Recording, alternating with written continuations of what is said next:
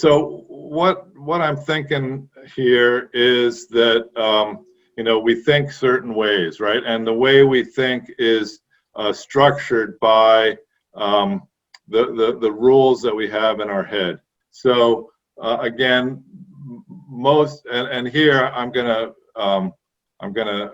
fall guilty of the American exceptionalism, right? To think about people in the United States as slightly different from other people, right? So, and again, I have spent my career writing about the United States, so that's where I feel most comfortable. But I also have lots of Canadian relatives. My wife was born in Montreal, so I'm also a little bit aware of the differences between American culture and Canadian culture, kind of writ large, which you can stop me short if you think I'm wrong about these things. But so the cognitive framework, right? Americans, for example, believe it, overarchingly, we believe in democracy, right? So when we set up to have an organization, our default position is to elect a president, right? And to have elections to try to choose who the president is. And that's different from the way society was structured in Europe before the Enlightenment, right? Before the Enlightenment, before America, when you had an organization, the default was that the aristocrat got to run things, right? And the aristocrat, the nobleman, the earl, got the deference, and everybody else just basically did what they gave them the respect that was due their position, right? So there's two different kind of cognitive frameworks. One is we respect aristocracy, and the other is we believe in democracy and everybody is basically equal. So that's one way I'm thinking about cognitive frameworks, And it was really interesting to me, again, as an American, I went to a Masonic, World Masonic History Conference that was held in Scotland. And in the middle of this conference, it was an academic conference, but a Masonic conference at the same time. In the middle of it, a lord came in, a British lord. And I was, as an American, I was absolutely shocked by the deference that was given to this aristocrat who,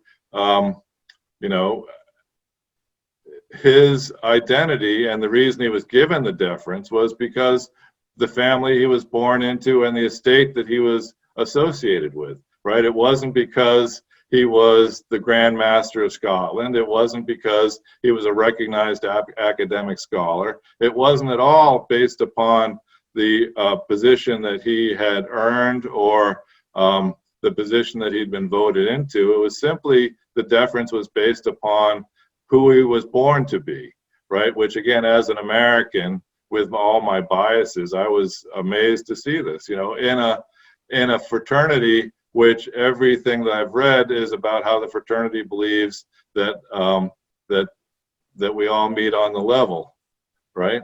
But here in this international Masonic conference, we weren't meeting on the level. This guy was obviously higher up, So again, that's what I'm talking about with cognitive framework, right? So, so how do we get those ideas, and how are ideas like that communicated to us, right? And so one way in which I talk about Masonic architectural cognitive framework being given is this idea that we've already talked about, that the Masonic lodge room is outside of time, right? And that it's it exists in a mythic time frame rather than in a chronological time frame. And one way that happens is partly the fact that there are no windows in the lodge room, right? That lodge rooms are separated from outside reality, specifically by architecture, but then also by the fact that lodge rooms are frequently decorated in specific historical motifs. So if, for example, if you go to the Grand Lodge of New York, on 23rd Street in Manhattan. You go in there, there's one room that's the Egyptian room, right, where the lodge room is decorated as though it's from ancient Egypt. And then there's another room that you go into that's the Gothic room, as though it's out of medieval Europe, and it's got Gothic arches, and it's got trefoils and all sorts of medieval imagery.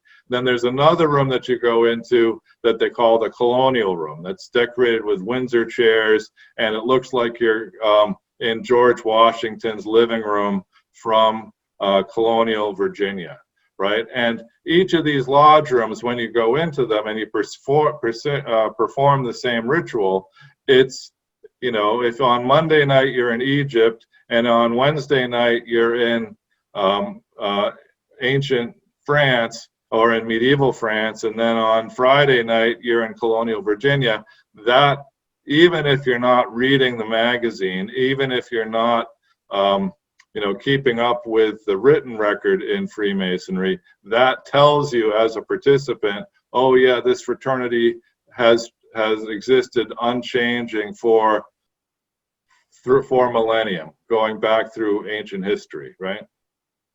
So there's that's kind of the symbolic imagery on the walls of the buildings.